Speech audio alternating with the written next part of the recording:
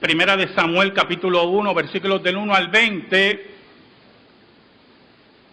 Elcana tenía 2 esposas, 2 mujeres, una práctica común en esta época. Una de ellas se llamaba Penina y la otra Ana. Penina era una impía. Ana conocía al Señor.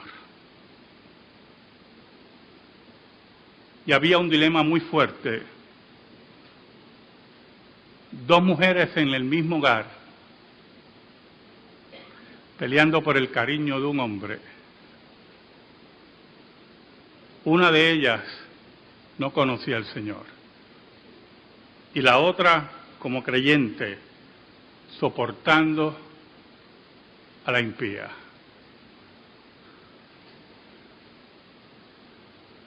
Pero Ana confiaba en el Dios de Israel. Oramos. Señor bueno, gracias te damos. Gracias te damos porque nos permites exponer tu palabra. Perdona nuestros pecados. Escóndenos bajo la sombra de la cruz y que tú seas proclamado. Llega el corazón de los tuyos para salvación. Llega el corazón de los tuyos para redarguir. Llega el corazón de los tuyos para que el Espíritu de Dios fortalezca sus vidas. Ayúdanos en esta hora y que tu nombre sea proclamado. En el nombre de Jesús. Amén y amén. Esa práctica común de la poligamia, en los versículos que leímos en esta mañana en Primera de Samuel, se visualizaba muchas veces como una forma de redimir a la mujer y para que estuviera protegida, pero no era la voluntad de Dios. La dureza del corazón del hombre, como las manías de divorciarse por cualquier razón, como dijo Cristo, era parte integral del gran problema de pecado de Israel y el gran problema de pecado en esa región. Elcana tenía estas 2 mujeres, pero aparentemente, y escuche bien, aparentemente Elcana toma una segunda mujer porque Ana no tiene hijos. No puede retener hijos. ¿Y por qué digo no puede retener hijos? Porque en ningún momento la Escritura dice que Ana era estéril. Mire qué interesante. La Biblia en eso siempre ha sido claro. Cuando una mujer no podía tener hijos, decía que era estéril. Pero en el caso de Ana, nos dice la Escritura que no tenía hijos. Posiblemente Ana no retenía a los hijos. Posiblemente había salido embarazada y perdía a sus hijos. Por eso la Escritura no la presenta como estéril. Y en esa época era muy importante la descendencia. ¿Y por qué era muy importante? Porque los hijos de Israel creían que perpetuar tu descendencia en la tierra prometida era la forma de heredar esa tierra, de establecerte en esa tierra, de ser parte de esa tierra. Y por eso tenían muchos hijos. Habían llegado a la tierra prometida y era la forma de perpetuar tu apellido en la tierra, era la forma de heredar la tierra. No tenían de vista la resurrección, sino la Canaán terrenal, la Jerusalén terrenal. Oiga, y Penina que era una mujer malvada, humillaba a Ana. La humillaba porque no tenía hijos, la llevaba a rabia, la perseguía, y dice la Biblia que Ana se turbaba. Dice la Biblia, en el original lo dice, su corazón se llenaba de ira. Y Elcana, que no entendía la dinámica, se acercaba con un consuelo efímero hacia Ana. Interesante lo siguiente: cuando repartían la porción de comida, dice la Biblia que él separaba una porción especial para Ana porque la amaba. Y ahí es que nosotros vemos la pista que aparentemente Elcana se casó originalmente con Ana y posteriormente con Penina para tener hijos. Prácticamente un matrimonio, ¿por qué? Por conveniencia. Un matrimonio por dejar descendencia, y Penina lo sabía. Y sabía que Elcana amaba a Ana. Lo sabía en su corazón. Pero había un problema con esta impía mujer.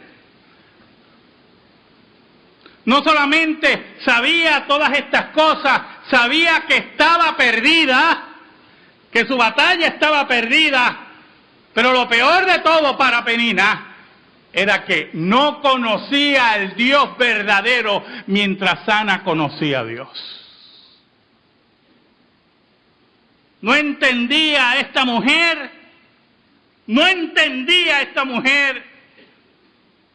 que a la hora de la verdad Dios iba a salir en defensa de su sierva.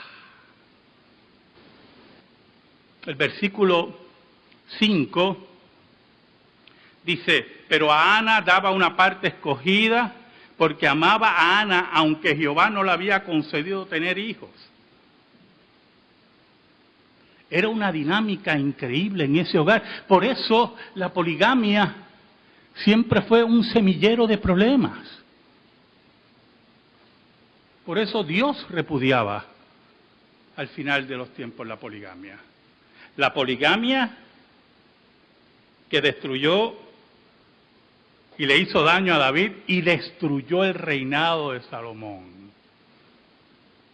Oiga, en el versículo 8 vemos por qué Elcana no entiende el problema. Dice el versículo 8, y Elcana su marido le dijo a Ana: ¿por qué lloras? ¿Por qué no comes? ¿Y por qué está afligido tu corazón? La palabra afligido en el original hebreo es porque está lleno de ira tu corazón. ¿No te soy yo mejor que 10 hijos? Eso es lo que no entendía Elcana. Eso es lo que nosotros tenemos que entender de la mujer. Eso es lo que nosotros tenemos que entender de la máxima creación de Dios, que es la mujer. Es que el corazón de la mujer tiene varios complementos. Y en el caso de Ana, no solamente era su esposo, porque Ana tenía un esposo, pero no tenía un hogar. Y esto es muy importante, ¿yo, hermano? Elcana no entendía eso. Tenía un esposo, pero no tenía un hogar, porque en medio de esa casa tenía a su peor enemigo. Elcana no entendía que para completarla a ella, para llegar a la expresión máxima de ser mujer, ella quería tener sus hijos, ella quería tener su hogar. Y en esos tiempos donde la medicina era prácticamente brujería, Ana recurrió al único lugar que podía ir. Al único lugar que nosotros podemos ir cuando los problemas que tenemos de frente parece que no tienen solución. Al único lugar que Dios nos invita a ir al único lugar que por el sacrificio de Cristo se abrió el camino expedito. Ana se movió al trono de Dios. Y es interesante la descripción que hace Ana, el autor de Primera de Samuel, y Ana, sobre lo que ella estaba enfrentando.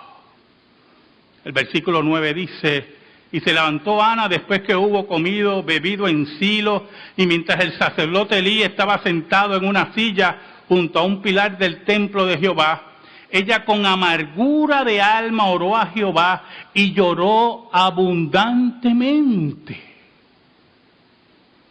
Era una mujer desconsolada, herida, sin hogar, sin apoyo. Yo siempre me he preguntado por qué Elcana no le hacía frente a Penina, porque la Biblia no describe en ningún momento que le haya hecho frente a Penina.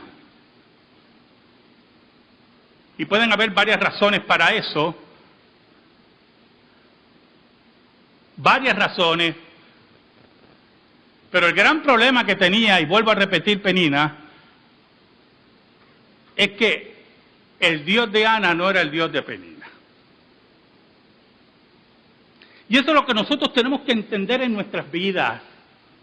Nuestro Dios no es el Dios que está allá afuera, los dioses del mundo. Nuestro Dios es el que controla todas las cosas, el que decreta todas las cosas, el que es soberano sobre la vida, sobre la muerte. Es el Rey de todo lo creado.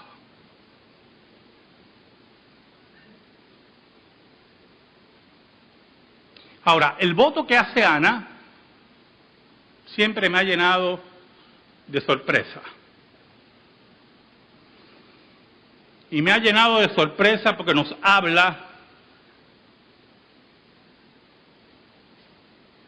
de los quilates del corazón de Ana, de la estatura de Ana espiritual,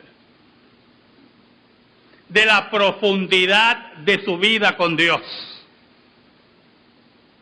del desprendimiento que tenía frente al Dios verdadero, de su correcta teología. En el versículo 11 nos dice: e hizo voto diciendo Jehová de los ejércitos, si te dignares mirar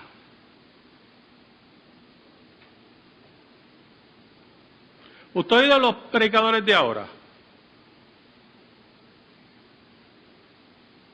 Que decretan y le mandan a Dios. ¿Usted ha oído a esos payasos? ¿Usted ha oído a esos sinvergüenzas? Esos que se creen que pueden mandarle a Dios, esos que se creen que Dios está dentro de una lámpara, como la lámpara de Aladino, y la frotan, y Dios sale cuando ellos le da la gana. Esos payasos que se creen que pueden controlar al Dios verdadero, el Dios del decreto, el Dios que es soberano sobre todas las cosas. Ana estaba clara quién era Dios, quién era su Dios. Y le dice diciendo: Jehová de los ejércitos, si te dignares mirar a la aflicción de tu sierva. Aquí hay otra verdad importante. Escuche. Nosotros cuando conocemos la Escritura, vamos a saber lo que debemos pedir. Santiago nos dice que no recibís porque no sabéis pedir. No se crea porque usted llora mucho frente a Dios, Dios va a conceder lo que usted quiere. Señor, quiero un apartamento en Nueva York. No importa lo que usted llore. Si Dios dijo que no, bueno, no está mal que usted tenga no me malinterprete, ¿verdad? Pero si no crea que porque llora mucho, Dios le va a conceder las peticiones de su corazón. Cuando nosotros conocemos la Escritura, sabemos qué pedir. Sabemos cómo nos acercamos a Dios. Sabemos con quién estamos lidiando. Conocemos su carácter, su soberanía, su santidad. Y no pedimos nimiedades o para nuestros gustos pecaminosos, como dice Santiago. Por eso Ana sabía, escuche, sabía que la tristeza de su corazón no movía a Dios.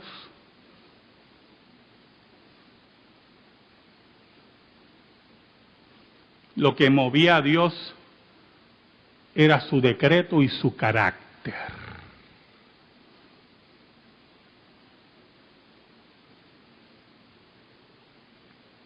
Por eso Ana, sin levantar la vista, humillada ante el gran problema que tenía, ante el dolor que tenía, dice, si te dignares mirar la aflicción de tu sierva.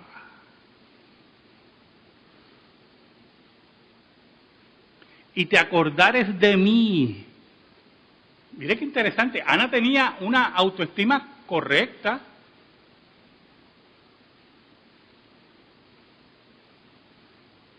¿Se acuerda que le he dicho aquí muchas veces esa frase que usted oye alguna vez en la radio, en las iglesias para manipular a las personas? Dios tiene un plan maravilloso para tu vida. ¿Usted ha oído eso?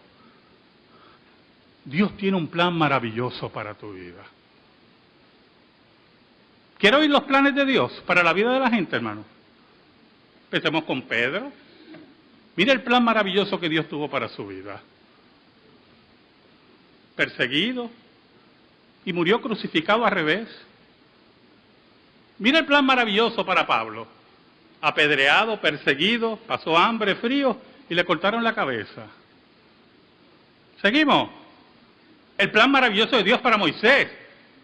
Después de 40 años con ese grupo de criminales llamados los judíos, oiga, no pudo entrar a la tierra prometida.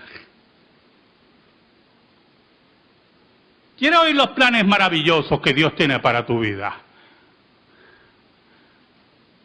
Pero pastor, otros han sido exitosos, pues claro.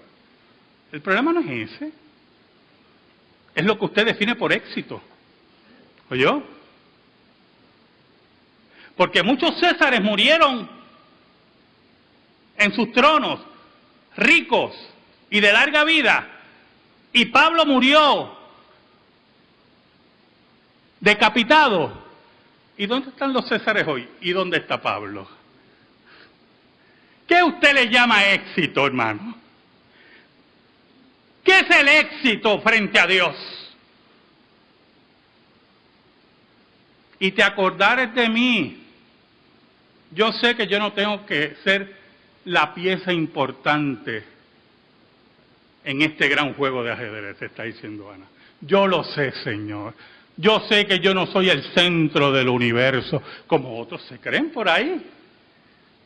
Las sectas falsas surgen porque el líder cree que es el centro del universo. Así surge, por eso surgen las sectas falsas.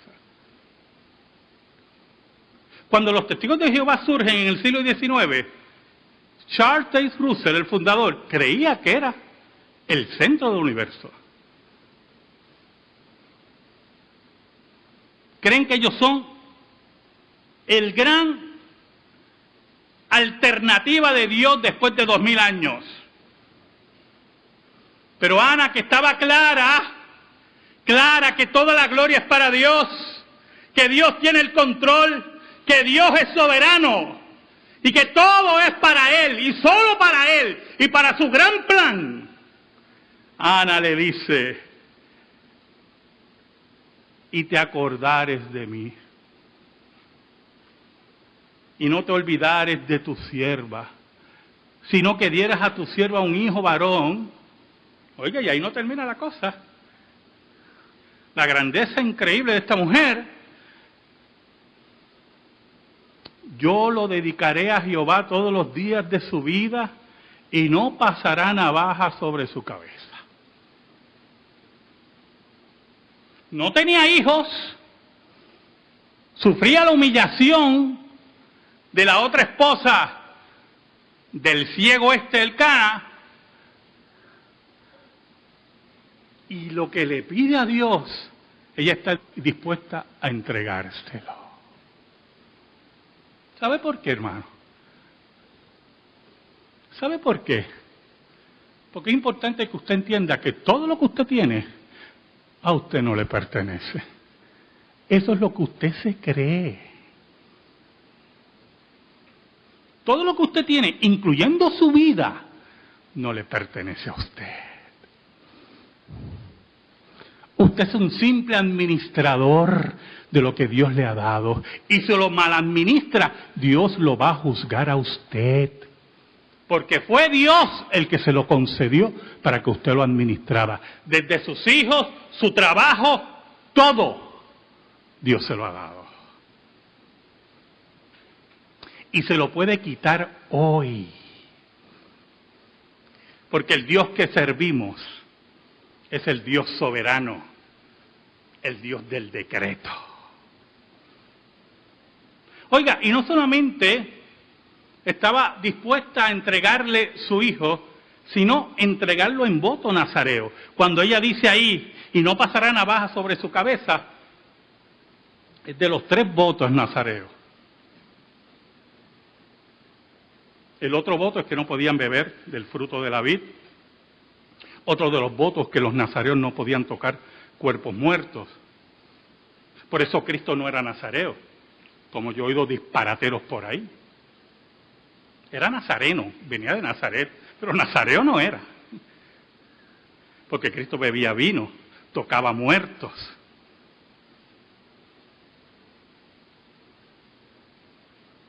Oiga, y mientras ella lloraba delante de Dios, mientras ella derramaba su corazón delante de Dios, ante el problema que tenía, ¿cuántas veces le he dicho a ustedes, hermano? ¿Cuántas veces? Que muchos de sus problemas no es para llevarlo a la oficina del pastor. Muchos de sus problemas es para presentárselos delante del Señor. Es derramar nuestra alma delante del Señor. Es, Señor, escúchame y muéstrame tu voluntad. Porque esto es muy importante. La voluntad de Dios nunca va a cambiar. El decreto de Dios no cambia. La oración, como decía Martín Lutero, es para descubrir la voluntad de Dios para nuestras vidas. Cuando nosotros tenemos un problema y vamos donde Dios, lo que buscamos es descubrir su voluntad. Porque si le pedimos por nuestra enfermedad y la enfermedad persiste, estamos descubriendo que Dios va a utilizar la enfermedad para otra cosa. Y descubrimos, y no es que Dios no te escucha, no te escuchó, el que tienes que escuchar eres tú. Y cuando no conseguimos trabajo, y oramos y decimos, Señor, necesito trabajo, Dios no me escucha, no te escuchó. Lo que pasa es que no ha llegado la hora para que consigas trabajo. Y descubres la voluntad de Dios en la oración. Y buscas consuelo en Él. ¿Y por qué consuelo? Usted dirá, pero pastor, consuelo en medio de la enfermedad, consuelo en medio de la falta de trabajo, consuelo en medio de mi problema matrimonial. Pues claro que sí. Porque si tú entiendes que la voluntad de Dios para tu vida siempre será lo mejor, y si tú entiendes que caminas en oración esperando en Dios, ahí está tu consuelo. Porque así como Ana, Dios la guió en medio de su problema de maternidad, en medio de su problema matrimonial, Dios la guía, escuche, a que busque el rostro del Señor. Y el plan de Dios se cumpla, porque venía uno, Samuel, el último juez de Israel, venía uno que le iba a decir a Elí, como le dijo el anterior profeta Elí, tú y tus hijos están en desobediencia ante Dios. Tú honras más a tus hijos que a Dios. Y Dios ha resuelto matarte a ti y matar a tus hijos, porque para ti es más importante tus hijos que Dios. Por eso Elí, cuando la ve orando y murmurando y en su dolor, Elí, que ya estaba confundido, Elí, que le daba las espaldas a Dios cuando Dios lo amonestaba, interpreta el dolor de Ana como si estuviera borracha. Porque no entendía el dolor de una mujer, no entendía que era ser pastor de Israel. Había desobedecido a Dios y permitía que sus hijos violentaran la ley de Dios impunemente.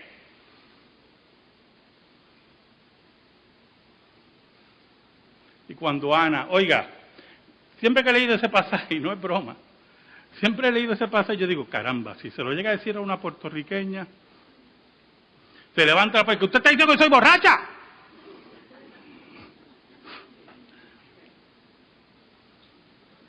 Oiga, vamos a incluir a las caribeñas. Pero Ana, en su profundo dolor, frente a Dios, y respetando al sacerdote de Dios, al sumo sacerdote de Dios, le explica cuál es su situación. Es interesante porque es la última vez que Elí profetiza.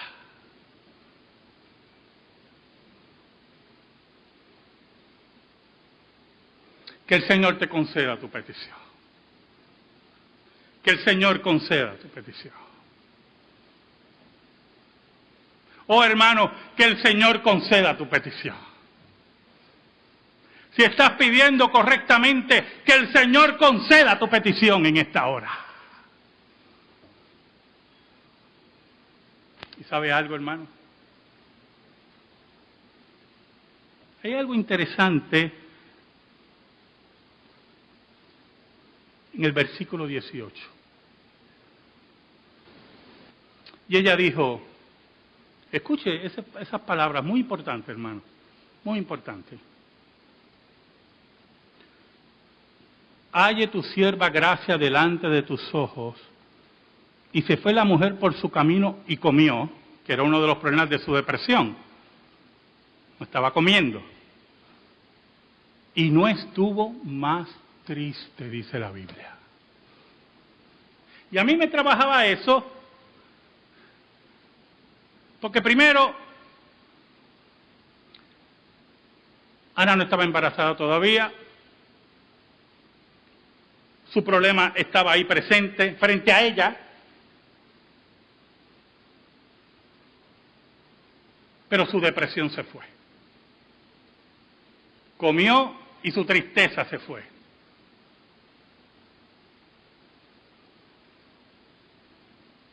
En su corazón estaba la convicción. En su corazón estaba la convicción que Dios la había escuchado. Pero sobre todas las cosas, en su corazón estaba la convicción que Dios tenía el control. Y cuando a nuestro corazón llega esa convicción que Dios tiene el control, cuando a nuestro corazón llega la convicción que Dios es el soberano, que su decreto nunca será frustrado, cuando a nuestro corazón llega la convicción que no importa lo que diga Dios,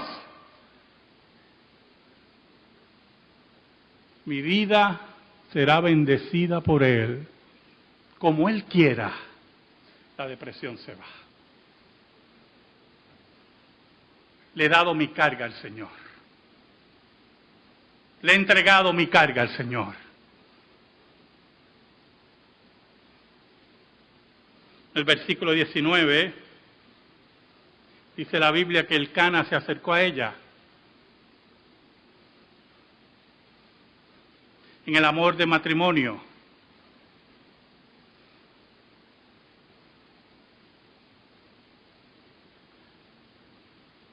Es increíble lo que dice ese versículo, hermano. En esa forma antropomórfica que habla la Biblia. Y Jehová se acordó de ella. ¿Y por qué antropomórfica?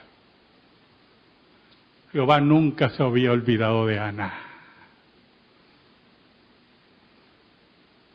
Es para enfatizar que en ese momento del amor sublime y sexual del matrimonio, el cual Dios ha puesto como fiat para la reproducción, allí Dios estaba presente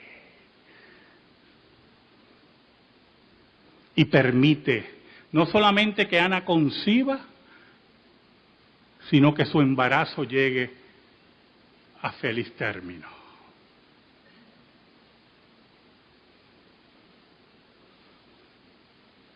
¿Sabe algo, hermanos? Ana tuvo a Samuel. Le puso como Samuel, que significa oída por Dios. Después que los destetó, que dejó de amamantarlos, lo llevó ante Elí.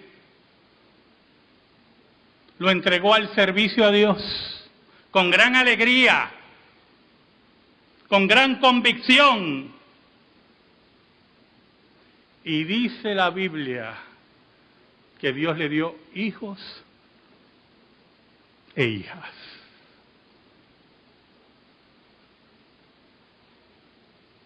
Dice la Biblia que después de la aflicción y la confianza en la soberanía de Dios, ella entendió que no importara el plan que Dios tenía para su vida, toda la gloria es para Dios. Amén. Gracias te damos, Señor. Y te pedimos, Señor, en esta hora, que tu palabra quede impregnada en nuestra vida y en nuestro corazón. En el nombre de Jesús. Amén y amén. Estamos en silencio, hermanos.